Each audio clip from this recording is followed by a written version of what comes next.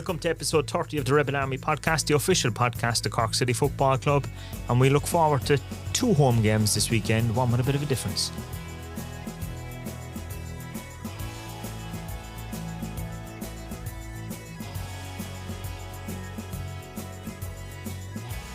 Back for another podcast. Great response to last week, Aaron, wasn't there? It was brilliant, actually. Yeah, I had a lot of there was a lot of tweets and stuff about it, posts on the forum and stuff like that. But I had a lot of texts and DMs and stuff from people as well saying that they didn't really expect it to be so in depth, which it was. And I got a message from 1 or 2 fans too saying it was their favourite episode. That they said there was a lot of that. Yeah, it gives them a different perspective on a player. Yeah, it does. And I know we spoke before about that being kind of the reasoning and the logic behind this podcast, but the players are players, the staff are staff, but everyone's got their own story as well, and people have their own lives. Yeah. I spoke to Rory actually in Bishopstown a couple of days after, and he was kind of saying he didn't really expect to open up that much or to talk about it that much, but he was kind of I left the room. He was I was walking out to the car, and I felt happy. I felt good. He was it was like a therapy session. I'll be back next week. But no, he said he felt really good. He enjoyed it. And that's the main thing as well. It can be a very open episode that, listeners or the public might listen to, but then the guest might be thinking, Jesus, I did too much there. But he really enjoyed it himself as well, which I think is important as well for him and for us. And I'm a big believer in this, in that what we've done with the podcast is kept to the original form of podcasting and not sticking a camera in someone's face. We could easily put a camera here, but I think actually you don't get the person being so comfortable when they have a camera in front of them. Yeah, people sort of, the guard is up and they forget that. Yeah. They forget where they are. This is what I said to Keats as well. It's just 2 lads having a chat. That's all. That's when the stories come out, and that's when the good content, I suppose, comes out. And we said it last week, was thanks to him for being so open, because a lot of people, don't tell the truth. Some people will say it when they finish playing. Yeah, and it's very easy for people to kind of shy away from it as well and not want to talk about it. Very easy, so that was very, very, very open. And to be honest, a lot of the lads have been like that this year as well. They've been open about some of the challenges they've had, with obviously not as severe as what Rory's had, but they've had their own little, I suppose, problems to deal with, motivating themselves. The heartbreak of maybe not making it at the top level maybe, or something like that, and then having to drop back down again. And even in this club's point of view, we had Barry on, Malik on, Dermot, Damien Delaney, who all spoke very openly and candidly about last year and what went wrong last year. So it's not even just people's own personal stuff that they'll talk about. People from within the club aren't shying away about talking about the mistakes we make here or whatever. So long may it continue. We're, we don't have a guest this week. We have a couple of interviews that we've done outside of the studio, but I think we're at the stage that when we do get a guest, we get people that have a great story to tell as well. And I think that doesn't matter if you're behind the scenes of the club, you're on the pitch of the club, you played with the club in the past, or maybe you have a small association with the club as well. That's the thing. Everyone has a story. Everyone has a story. There's lots there. It could be someone that just was a fan. Exactly, yeah. Everyone has their own perspective on, obviously, their own lives, but from a Cork City point of view as well, a particular match, a particular era of the club. We said it before, we kind of keep saying it and keep banging that drum. That's what this podcast is. It's a vessel for people to be able to come in and tell their stories or their Cork City stories or whatever it is. So if you haven't listened to it, definitely check out Rory's interview last week. It was, I listened back and then I remember stuff that he said to me, and it was powerful, it was some of the stuff was. he said, so it's probably the first time he's actually spoken about it as well publicly. We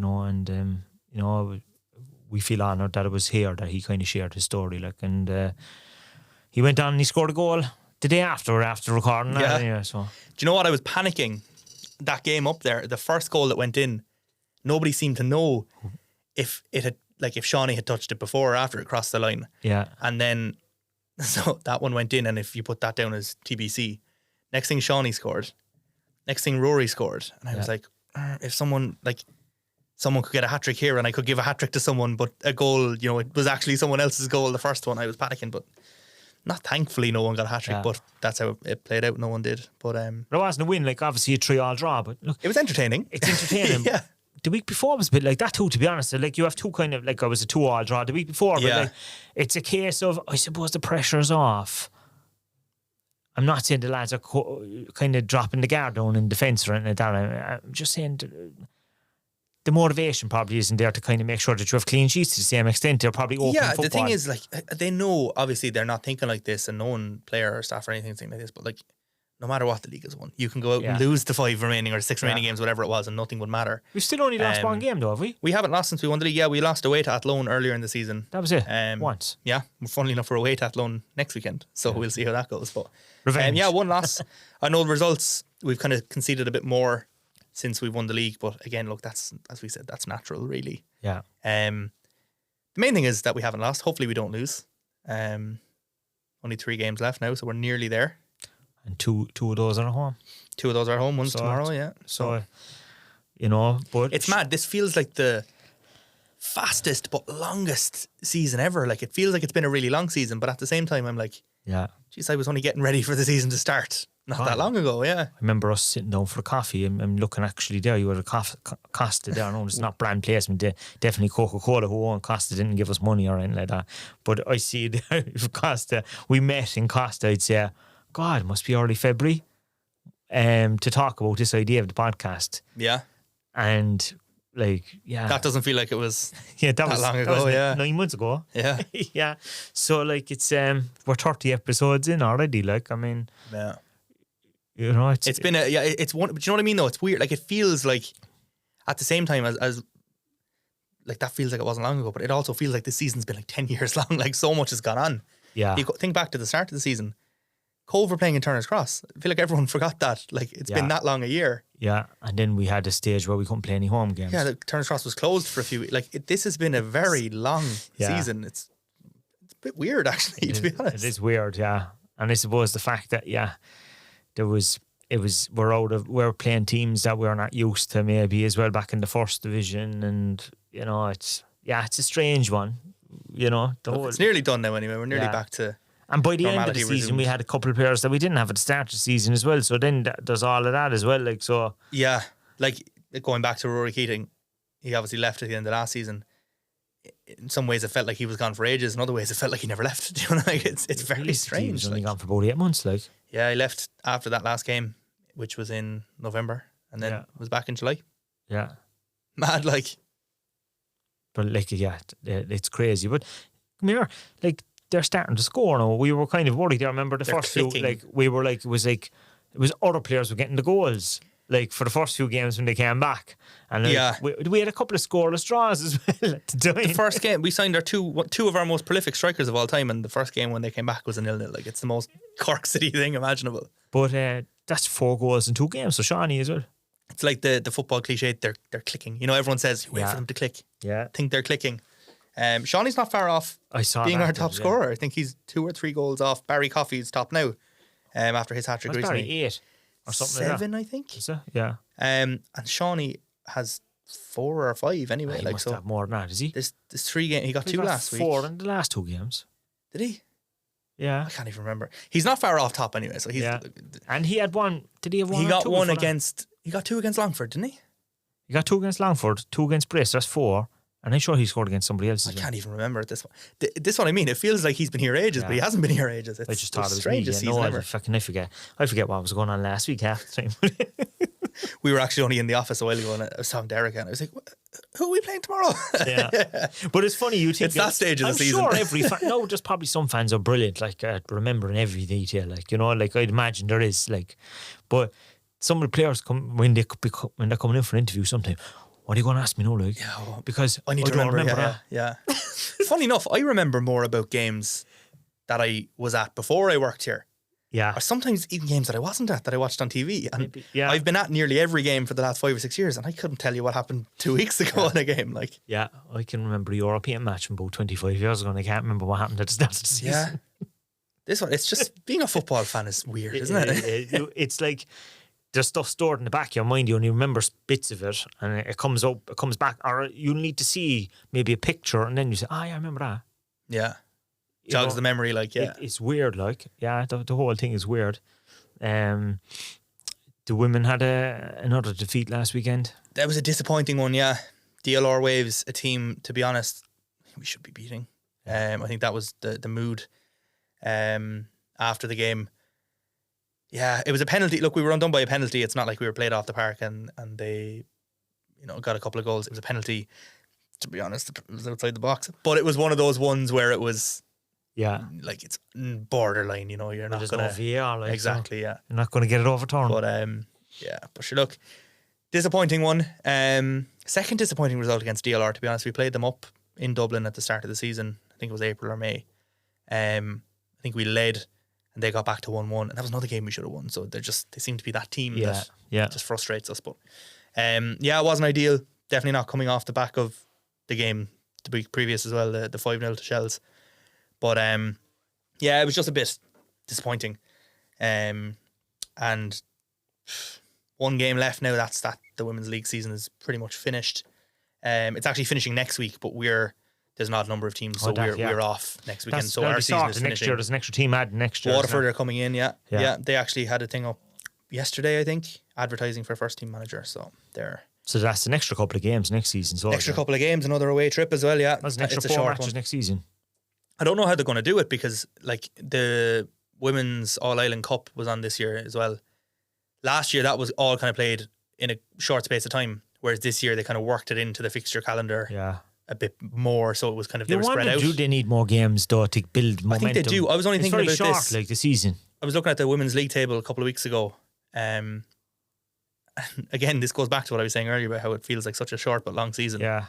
And it was like we'd only played 15 games, and I was like, "How are we only after playing 15? We're on 30 odd in the men's." Like, I think is it 18? It's a ridiculously low number of games anyway.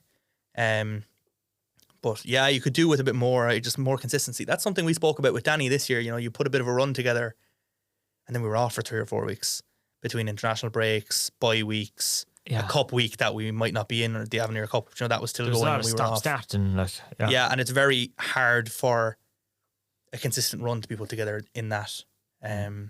So yeah, look, more teams means more games, and that can only bode well for the future of the league and the development and all that. But definitely needs more games, I think, more football.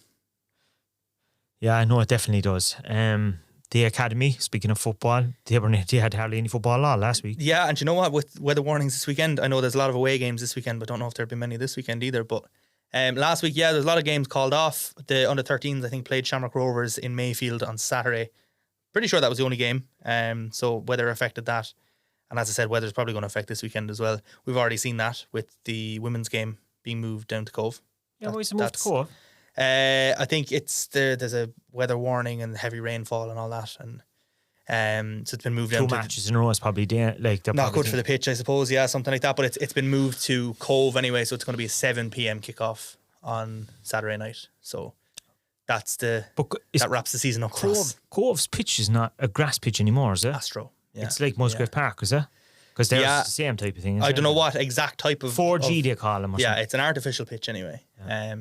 We were down there a couple of weeks ago at the men's first team, but 7 p.m. down there kind of makes things a bit difficult in terms of logistically. Like I'm scrambling here now in terms of getting the stream because we still need to stream it ourselves from down there. And to be honest, I don't really know the setup down there. But if anyone from Cove is listening, I know. Yeah, I actually gave a couple of lads a shout there a while ago. So give it an hour or two, I might know more. But we'll get it done. We'll get a stream on and we'll play on, and that'll be the season done then. So I know Trevor Wedge usually does the commentary on it, doesn't he? With John O'Rourke for Cove games, yeah. But yeah, it's a tricky one, but look, we'll manage it. We'll get that done, and then hopefully pick up a result against them. We beat with Sligo Rovers. We played them in April away in Sligo, and we won up there. That was, that's the kind of place where it's such a long time trip to get there. 3 points shortens the road nicely coming back, but Colleen got the goal up there, so if we can have something similar this Saturday, that'd be great. So obviously the men are at home tomorrow night, but before that you went we don't have a guest this week, but you did catch up with Tim. So we had the press conference today. Kind of spoke about the last couple of weeks, conceding goals, which he's not overly happy about, but at the same time we're scoring goals. But this is what he had to say there. Well, Tim, and then there were just three games to go. Since you won the league, you know, how have you been as a manager? Just enjoying the football? I mean, you scored 9 goals in your last 3, so the goals are there and a few exciting games. Yeah, listen, we're scoring. We're scoring goals. I think if you add in the Longford game as well, I think we trained that game as well. So I think we're averaging 3 goals a game in the last 4 games, which is pleasing. We're conceding probably a bit more than we have done. But I thought if you looked at the game on Friday against Bray, I thought the attack and play was very, very good. I thought Malik was excellent. The more games together that Shawnee and Keats play, you can see that the link-up play is getting there and the understanding between them is getting better, and Cahill again was very good. And yeah, listen, we're probably conceding a few goals more than we have done, but a couple of mistakes, individual errors that we've seen probably in the last lot of weeks, and but still we haven't lost since we got the league title in the bag, and that's the main thing. Yeah, and just in terms of approach to the matches for you, no, Tim, like, are you looking at different kind of structures, formations, say tinkering with a few things in your head that you could adapt into this squad, you know? Yeah, well, listen, we'll try and get minutes into some of the lads that Healers has played a good few games now, that which is really good for his development. He's obviously under contract for next season as well, and Matty Kieran's now played a good few games in a row, and I think he would have featured a lot more had he not picked up that leg break in the first game of the season against Kerry. But again, the reward for him getting back in has been called up to the Irish 19s with Cahill O'Sullivan as well, so that's really good for the club and for Matty's hard work as well, since he got injured in the first day of the season. An obvious kind of talking point with fans in general, Tim, is how many people or how many players are good enough in that squad for the Premier Division next year. You know, are you looking at numbers, like, and knowing what numbers you need in terms of next season? Yeah, listen, it is something that we've been looking at, and we're starting to try and re-sign players for next season. It's going to be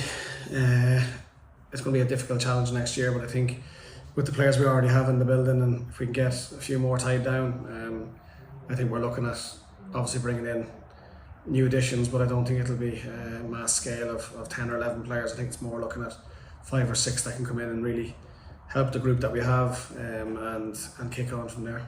I'm sure you're just looking on the way the Premier Division is unfolding at the end is exciting, and we were talking off air with a go to him about the TV coverage now is strong and the matches are good, whilst before mightn't necessarily be as exciting, but there's a lot of excitement now. TV matches are good to watch, isn't it? Yeah, I think if you look at the game the other day against Shells and Pats, I think you'll do well to find a game of football that has more in it. There was a red card, there was unbelievable goals. The 2 Shells goals were fantastic. There was a last minute winner, there was comebacks, there was sending offs, there was everything in the game, and it's brilliant for the league.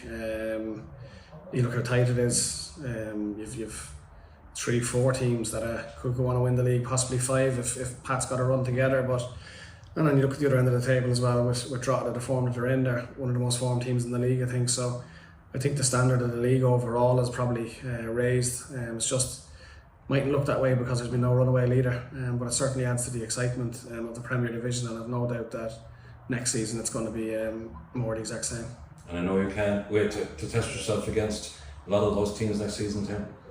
Yeah, listen, again, it's going to be a big off season for us. A really good group we have here, so if we can keep the players that we want to keep and add the ones that we think will help us make a difference, there's a huge excitement about the place, and I think there's probably a lot of wrongs we want to right maybe from last season with the way it went, and back to the Premier Division. It gives us another chance to have a right go at it and acquit ourselves in probably a little better manner.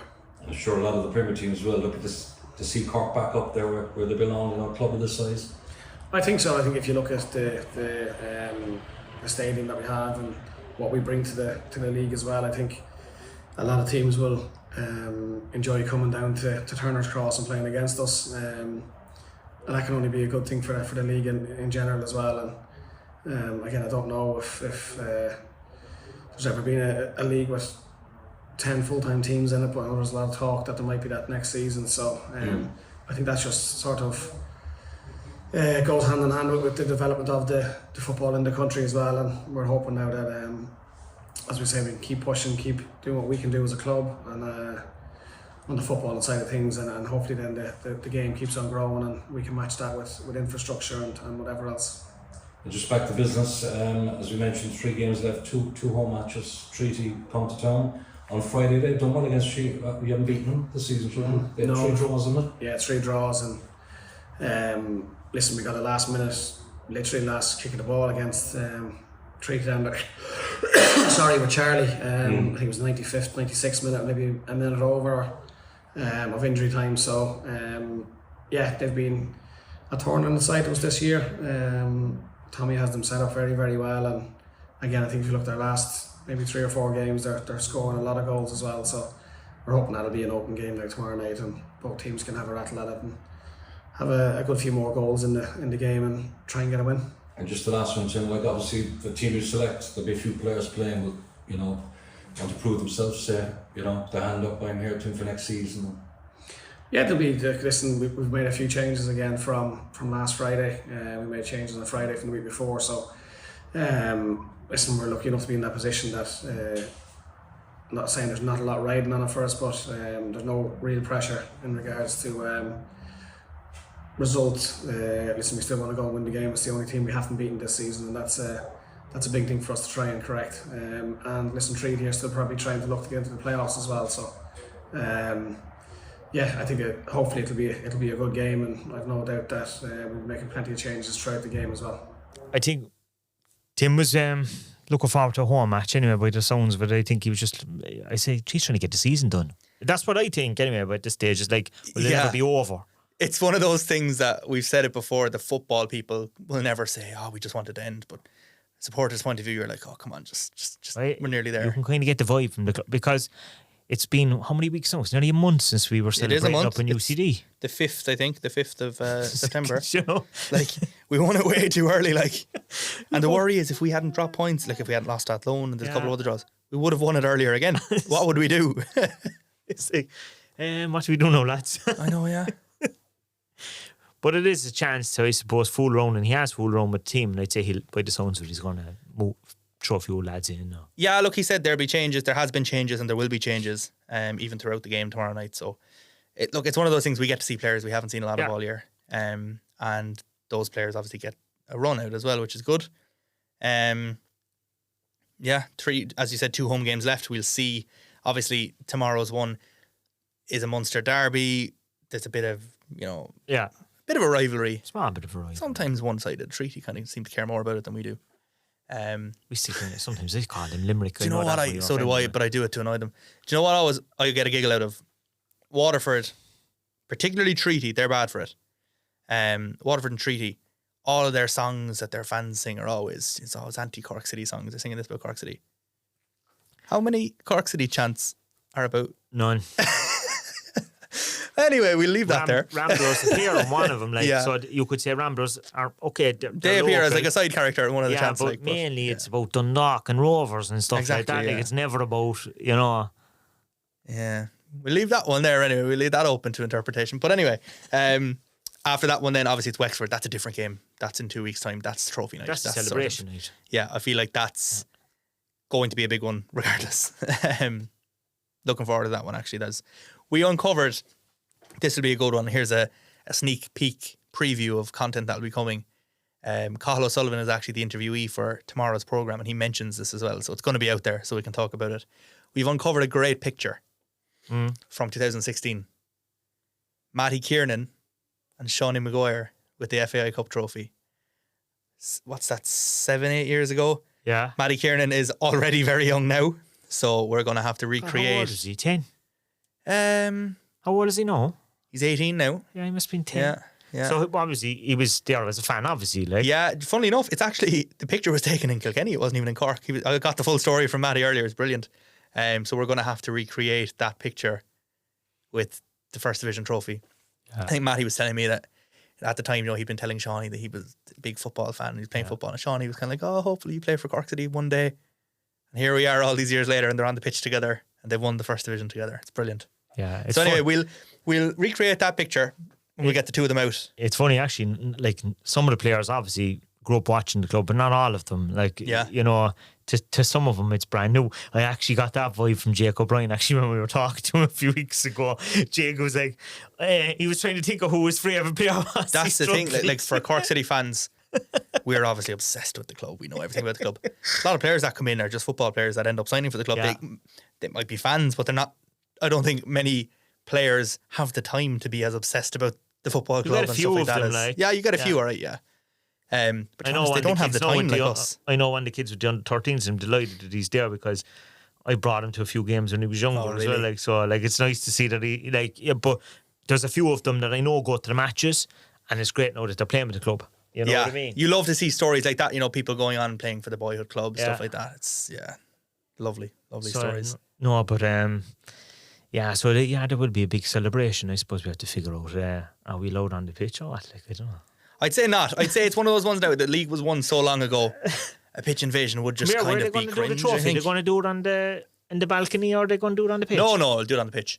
I think 2 years ago we did it. It's kind of on the. You know where the teams line up for the handshake before the game. Yeah. Kind of there facing the Dooney forward. Actually, I missed that night. It was away that night. If you're in the Derrynane, you might kind of be looking at it from behind. But you know yourself, there'll be a a lap of honour, that sort of thing, where we bring the trophy around. But it's one of those ones in a 4-stand stadium. Like where we might interview the trophy in the podcast. We'll bring it in. Look, we'll bring it in. We'll let the lads in the Crown Centre get a few pictures. We'll definitely get it out here. I know Pádraig would be delighted to see. Imagine we open the lift door opens and here we are with the trophy. He'd be over the moon. Yeah. But hopefully it's the first of many. You never know. Hopefully, look, come here. Look at the Premier Division this year. Anyone can win it. I think there's nobody wants to win it. That's what I'm convinced at the moment. I'd love to see Galway win it. I would as well. I'd love for John to just do it. Because. And plus, it's a team outside of Dublin as well. I didn't want to say that. People will be accusing me of having a really anti-Dublin I know, bias. but like obviously, John done so well for us. Like I'm sure a lot of the fans would agree. He got such a big response anyway the night of the podcast. It was a brilliant welcome for him, actually. Yeah, you know, I'd say we'd be all delighted for him. Like none of us have a dislike for Galway. But, like, do you know? Yeah, there's no sort of bite between a rivalry between us and Galway. I don't think so. There might have been a small bit getting promoted there over the years. A couple of years ago, yeah. But no. Do you know what? It's encouraging, and like they were obviously first division team last year. They won the first division, went up. Yeah. Potentially, like people. I know there was a game on TV the other night, which was a cracker of a game, by the way. And there was a graphic on screen afterwards about the title run in, showing who Shells had remaining, who Derry had remaining, and who Shamrock Rovers had remaining. Galway weren't on it. Galway are level on games and level on points with Shamrock Rovers, and it was just kind of like they were forgotten about. Yeah, just because Galway Rovers have done it before. Like Galway are very much in the race, and to be honest with you, Pats are in the race behind Galway. Like it's Pats. If mad. Pats had got going a bit earlier, they would be definitely in contention. Look, Stephen Kinney has come up a few times in the podcast, but to be fair to the man, he's done a good job of Pats as he's gone in. He has. He's turned them around. Like I mean, I'd say they'd be the favourites for next season. I think so too. Yeah. Depending on whatever way who other clubs recruit and if managers stay put and all that. I don't know. Rovers will have the few bob in the back pocket as well after a European run again. Like so. Yeah, and they're kicking that off tonight. Actually, I think it's Applewell they're playing tonight. Is it? Yeah. So I mean, they'll be going to Stamford Bridge in a few weeks' time. I know it's mad, isn't it? I actually saw Rovers. I was kind of surprised. They had a tweet out earlier, about tickets for tonight's match, and there was plenty of tickets available for all 4 stands. And now I know the capacity, like that you can fit more people into Tala these days, but geez, I would have thought that would have sold out. Yeah, but I was watching one of them there recently as well, and I was looking, and I was like, it wasn't full either. A league game, was it? Yeah, it was on. I don't know, it was on Virgin or something. No, like, and it wasn't like it wasn't full to capacity. There was a good few empty seats. Like, yeah, you know, interesting. Because at the start of the season they were selling it out, but then it has Dublin Derby, like Bowes Rovers will sell out. I don't know what else sold out, but yeah, I don't know. I was just that took me by surprise. Like I thought European group game, you would think your first one. Like I would have thought if it was us, you'd be sold out days before. We used to always sell those type of games. Like, I don't know. No, it probably will still sell out before the game tonight, but what was the last big one? Was it Rosenborg? No. We had Legia in 2018, and then I think we lost that and got bumped down to the Europa League, and then it was Rosenborg. So we had the Champions League. Then we were in Europe the year after too, were we? I'm trying to remember who we were playing though. 2019, we were, yeah. We had Progress Niederkorn. Oh, that's right. Yeah. So let's just say no, we weren't. That didn't happen. So no, Europe stopped in 2018. Speaking of Europe, that picture there you put up there last night, I think it was Kevin or someone had the picture. Padder had the picture. Yeah. What a picture, by the way. Trossard coming on for Leon Bailey. Yeah. And that was a game where Leon Bailey had a stinker of a game because Stephen Beattie just spent the whole hour, whatever it was, kicking lumps out of him. And Wilfred Ndidi was actually also on the pitch that night, so he was still on. I was looking at the picture and looking at the face and people smiling behind him and all that. It's mad, yeah. Actually, I'm sure one of my old school teachers was sitting behind me and I was like, hey, is that Miss Connolly down? Unreal. But it's mad. That game, Benno scored in that game, if I remember correctly. And the reverse leg, I can't remember if it was before or after, but the game in Genk, we should have won that game. Yeah. We were very good. I remember Stephen Beattie again had a volley from like outside the box. And I was watching it on Air Sport at the time. I nearly fell off the couch. It nearly flew into the top corner. But mad to see those players that at the time. Yeah. It'll make you think, down through all the Wouldn't years. that be a great question to ask actually on the Spotify and stuff this week? Who was the most famous player you've seen play at the cross that you remember afterwards? Like, no, you said, whoa. But even skip forward a couple of years, we're talking about Rosenborg there. They had Nicholas Bentner playing up top. I remember that, yeah. Mad. So, and there's been a couple of friendlies over the years. Like Nicholas and Elka came with West Brom there a few years ago as well, I remember. Remember we played Burnley a couple of years ago and just seeing Sean Dyche on the sideline was just like... And he was chatting to all the fans and everything. Yeah, mad. I'm trying to think who else there's been over the years. We've played West Ham. We've had Liverpool and Man United at 11s, but they weren't really the first team. Joe Cole was playing for West Ham, I'm sure. Going back to that Progress Niederkorn thing, and I know now someone is going to be screaming at their phone or laptop, whatever, saying, shut up talking about it, don't remind me. Yeah. If we beat them, we would have had Rangers in the next round. Stephen Gerrard was manager at the time. That's right, yeah. So, again, apologies for reminding people of that. I'd say the Cars were delighted, though. I'd say so, yeah. I'd say so. I'd say the Cars they might have been disappointed. Everyone was like, oh, overtime. But no, that's, I know now I'm going to get some tweets and DMs like, why did you even remind us of what could have been? But that was like the time there. If you go back to 2005, about 2006, if we had beaten Red Star Belgrade, we would have gotten the AC Milan.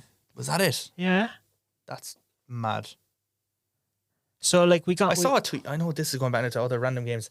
Derry City played Barcelona at the Brandywell, and there's pictures of like Ronaldinho at the Brandywell. Like it's just like, oh, what? Yeah, but sure, Shamrock Rovers played Real Madrid. Ronaldo made his debut against Shamrock Rovers, and Benzema I think as well. Yeah.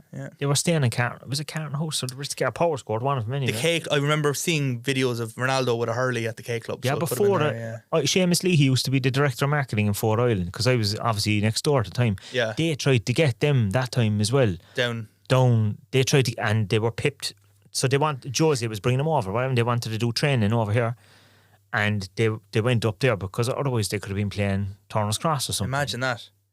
Imagine you're down at Fitzgerald's Park and here's Ronaldo. Imagine you're up in Lennox. Speaking of, up in Lennox's. They've had a few famous people over the years and devastated. I'm in a period of mourning. They have such a close association with the club as well, obviously, because of Brian. Yeah. But they've sponsored the club for years. Like they were on the women's jersey up to 2 years ago. They were. Yeah. And like obviously Brian owned the club. Brian's nephew is Neil Horgan, who would have been one of our best fullbacks over the years. One of the biggest club legends. His mom Mary worked in the club for years as well, and Mary was obviously involved in the Chipper as well. Like, and obviously Brian's dad Jackie played for Cork Hibs, and I didn't know that actually. Yeah, so that's the whole football thing. There's a link between Lennox's and Cork City. It's just like this. It's like the fabric of Cork City, the fabric of Cork. Really, like everyone associates the two. And together. a lot of the lads that work in there, you'd see them at the cross as well. I've actually seen one or two of them as well because like I'd know their faces from like queuing up or whatever. Yeah, same. And like I wouldn't know what their names are, but you'd see them then, and you don't know their name, but they know your order. They're up in the UCD game there, I'm sure, the away game. But we won the league. Like, but you'd see the heads, like, but you know, like they have like they're like the memory men. Like, I don't know how they remember. It's ridiculous. Yeah. And Francis. And I'll be in there tomorrow before the game. I was gonna go there before the game on Saturday, but I'm kind of devastated now. I'll still go there. That can be all right. So self-sported today, and we were going to say, well, we get Lennox's nostalgia because she grew up around the corner from me. So, Lord of my sister-in-law and everything. Next thing we realised the bloody place was closed. I know. Tuesday. I knew that was coming. The exact same thing was happening to me. Me and the lads were going over the other day, and closed. So I thought they'd closed earlier than planned. I was like, oh God. Yeah. But I know it's a Cork institution. Do you know what? We put out a tweet about it, and there was a reply, and it kind of sums up you've fans of other clubs replying to things anyway, just being smart about things. But we put up the post about Jackie Lennox's, and a Bose fan replied and was like, "This kind of post for a chipper," and a load of laughing faces. But it kind of just sums up the whole, like, you don't get it. Do you know what I mean? Like, it's... What's their one? The Bordox or something. That's the one to be all talking about in Dublin. I know, yeah. I made the joke they'd probably put Lennox's on a Bose jersey like they do for everything. But it is, do you know what I mean, though? Like, it's a very Cork City thing that we kind of all get, but to an outsider, they're kind of like, what are they on about them? Why are they grieving a chipper? But they just don't get it. Like, and there's always that confusion, like, as well, for some people, like, they think that the other Lennoxes or Jackie Lennoxes, they're not. No, they're not into there's only one, yeah. So, like, there's only one, so that'll come. That, unfortunately, the doors will close. I know. Sunday, is it? Yeah. Sunday, I think. Yeah. And there was time and all when they opened the new terminal in Cork Airport years ago. There was supposed to be Lennoxes. I heard about this the other day. Yeah, I didn't know that. Yeah. And then it fell through. I don't know. Like Brian was involved in the club at the time. Like, so I don't know. Like, but no doubt Brian will still probably be at Turner's Cross tomorrow night because he's always there. He's always one of the first. He'll be there. I'd say. Yeah. You'd often see him up in the VIP area there. Yeah. I'm too busy now at halftime to be in the tea room, but I'll take your word that he's in there. He's in there, but, all right.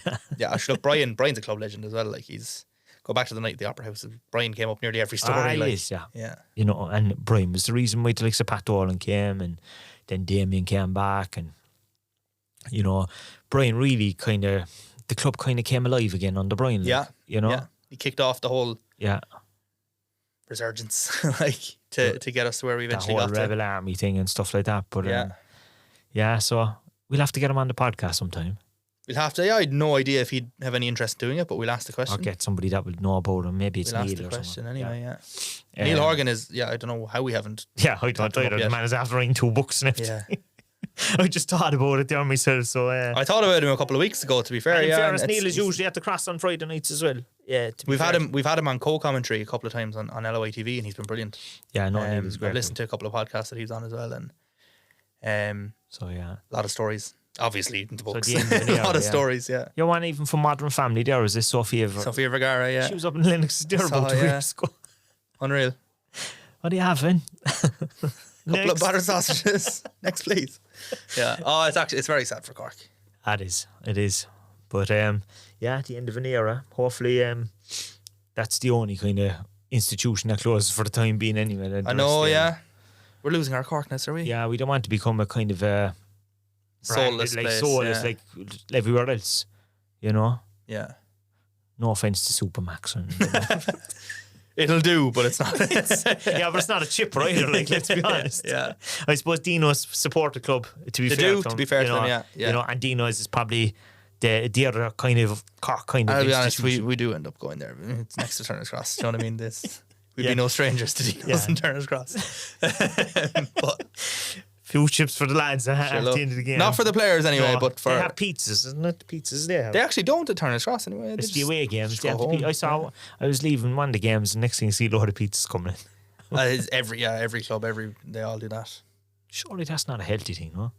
I think they probably burn so much in the 90 minutes. True, I suppose. Negates it, but now to be fair... We might need a nutritionist to give us advice on that one. Yeah, you know, when the pizzas arrive, like, obviously 1 or 2 slices go missing before it gets to the players. Like, you know what I mean? But... Perks of the job.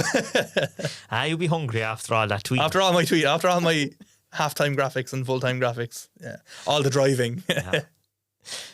So, no, like, God, I don't know how we went from famous players to Lennox's anyway. We never have something struggle to talk about stuff. Again, if anything, we're probably talking too much. It's a very Cork City thing again. Like, there's always something to get. There's always news, like, there's always something happening. Speaking of, we'll leave you with a bit of a teaser here. We had some final bits arrive to Bishopstown this week around gear for next year and jerseys and all that. I'm here, conspiracy theories around the place there. My phone has been bouncing. That's not a leak. Are you playing the PlayStation? Like, someone on, I love a good conspiracy. This is not a conspiracy. That would be, in fairness, if that's true, you're really gone to some extent to fucking play this out. I know, as much as I do love winding people up and dropping little hints and Easter eggs for people, it's not. In FIFA, you can make your own, in pro clubs, you can design your own kit. Yeah. I just picked a white Adidas kit, and you can have the template. You can have your secondary colours as green and red. Yeah. That's all it is. The away jersey is actually a recreation of our current away jersey, and our third kit in the game is And what the team are you blackout playing kit. with? It's just like you can make your own team, Oh, yeah. and you can make your own kits and stuff. You can make them, call them. But anyway, yeah, Army of Rebels is what we're called, because the Rebel Army's taken. So you come up with your own. you everyone you has actually their own make your team. own club, Oh, like yeah. And Oh, sure, that's Cahill, is it? sure, of They course. want Then that, that was the jersey leaked on Twitter, and I did it intentionally to stir it up. I'd love if I did. I didn't. That's not the kit. But the actual kit did arrive, and we're happy, very happy. So more on that soon, but we're happy. Very good. It's exciting. We can't really give an exclusive on the podcast because you won't be able to see Look, it. I'll show you a picture here. Look, you can see. No, You can describe it, illustrate it. it's the kind of it's the time of year now. Look, the season's coming to an end. Yeah. But they will be. People right. know what's coming. But it'll be out for Christmas, like. Oh yeah. It's that time of year where people are going to start talking. People are going to start Yeah. telling us what they want to see, and we're very close. Well, we with it, need something to talk about in the off season anyway. So that's And they'll get people talking. So we look forward to that. Oh yeah. And A reminder for people as well who didn't realize we spoke about it before. Dermot spoke about it. We're leaving Adidas. yeah. It's our own. It's ambitious. It's very ambitious, but it's exciting. Rebel Army clothing. It's a small risk, like, but it could pay off. I'll be big time. honest. We said this before. The quality of the stuff is incredible. But that's Like the most it's important. very exciting. Yeah. And yeah, we'll park that there and leave it for a couple of weeks. Speaking of a couple of weeks, don't forget there's still tickets on sale for City Till I Die Laughing and the Everyman, Yeah, that's Thursday, the 31st of October, 8 p.m. which is also Halloween. Yeah, tickets are tipping away. I know there's a lot of promo being done on it at the minute. Andrew Ryan was on TV last week on Ireland AM Was he? talking about a lot of things, and including that. He's on tour, I think, as well. He I is, saw yeah. him. There's a couple of them on tour at the minute, I think. Did I see Shane Todd was somewhere as well He's in the recently? Opera House the day after the Andrew show. is. No, Shane Todd. But, like, it's a big show, like, so, like, he's kind of doing, like, a preview. Do you mind that? Come to our show. Yeah, but Yeah. he's probably cheaper, too. Like, you're going to see him a few other Oh, definitely. comedians, It'd be so. more expensive to go to the Yeah. Opera House for him, Yeah. him on his own, yeah. And you get him plus 4. And remember, it's going to the academy and the women's team, like, so. Yeah, it's a great cause. It's all about that. Andrew's nephew, he spoke about it when he was here, plays in the academy. The goalkeeper, Louis, yeah. So there's a link everywhere, and that's if you do want tickets, it's on corkcityfc.ie/comedy. Yeah, no, €35. No, it's going to be a great night, and obviously it's 2 weeks after our last game as well, like, so. Yeah. We'll be looking for some City related, because there will be a few jokes about Cork City. But Of course there will. Andrew Andrew's- definitely will anyway. He No, said but the he's others gonna go hard for the players, like he's going after players. Yeah. So will. Yeah, so no, there'll be a bit of crack there. we'll enjoy that. So in the meantime, by the time this comes out, the match is probably this evening, Yeah, this will be Friday again, I'd say. as in yeah. the men's game and the women's game down Cove It'll be tomorrow. tomorrow, 7 o'clock, later than usual. Give you an extra bit of time to get down. You'll Yeah. get the train down. Get your Lennoxes on the way. Get to Lennox's. Yeah, and don't forget Lennox is closed on Sunday. Yeah, devastating, but look, So if you're listening to this next week and you're only finding out Don't that go. you're under a rock, like if you're walking up to Lennox's now after hearing us, it's your fault. You and should you listen weren't to on this last social, week. Yeah. to be honest, I don't know how you'd actually even avoid it. But It's anyway, everywhere, yeah. But on to next week, and we'll reminisce more about the closing of Lennox's. We'll get over it by next week, hopefully. We'll find a new place to go to. We'll see y'all in Dino's. See you next week. See you next week.